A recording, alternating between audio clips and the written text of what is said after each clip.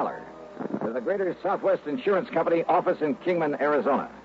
The following is an account of expenses incurred during my investigation of the Redrock matter. Expense account item 1, $1.70 for a telegram to Jake Kessler, giving him my flight time. Item 2, $169 even, plane fare and incidentals, Hartford to New York to Las Vegas, Nevada. Early the next morning, then, Jake was there at the Vegas airport waiting for me. Tall, angular, well-tanned, wearing jeans, a denim shirt, high-heeled boots, and a broad-brimmed hat. Well, he looked like he should have been riding a range pony instead of a car. We headed east on 95 through Boulder City, then south toward Kingman, Arizona. All right, now, Johnny, now that we got the how-to-dos over with, I better tell you why I called you out here. Hey, you said something about a murder, Jake. We'll know for sure when we get down to Kingman. Now, back in 52, Johnny, a couple of boys named Ralph Garrett and Jerry Bisbee were doing quite a bit of prospecting around these parts. Gold? Gold, silver, copper, anything they could find. Well, how they ever joined up together, nobody could rightly understand it. Yeah, why do you say that? Well, Ralph was okay. Not much money, but a nice wife, home, family. But Jerry Bisbee, well, the town had been hoping he'd go somewhere else for years. Ah, I see. Anyhow, one day they set out to pound the rocks up near the town of Chloride over near Mount Tipton. A month or so later, though, Jerry Bisbee came back to Kingman alone. Oh? Folks asked him where Ralph Garrett was. He said Ralph had left him to go out and get a job in California. And left Bisbee with the rights to all their claims? Now, that wasn't even talked about. Not then. Yeah, well, go on, Jake.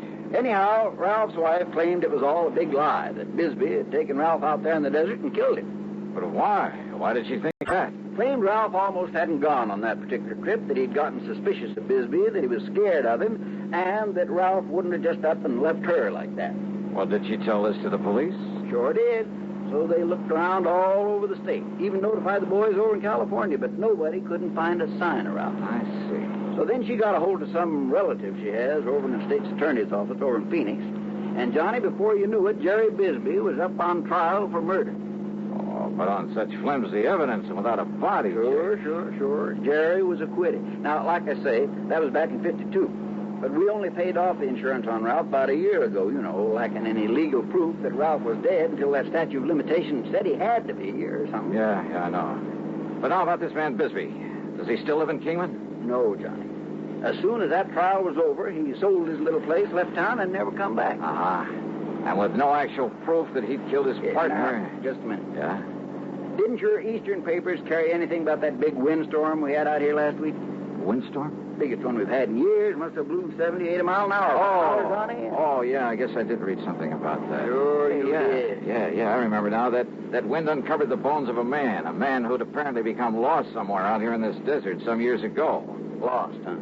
What do you mean? There's something the papers didn't say, Johnny. There was a bullet hole in the back of the skull. Oh? From exactly the same caliber as the old Winchester 94 Jerry Bisbee'd always carried with him. Then it looks like the skeleton is Ralph Garrett's. Murdered and buried out there by this Jerry Bisbee. Well, now, there's only one person can identify that skeleton for sure, Johnny. Who's that? Young Doc Blessing. And if we're lucky, we'll find him awaiting for us in Kingman.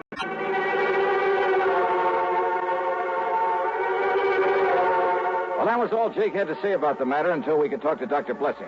When we got to Jake's office there in Kingman, we found a note on the door from Dr. Blessing asking us to wait for him. So we sat there and waited. And then he came here and...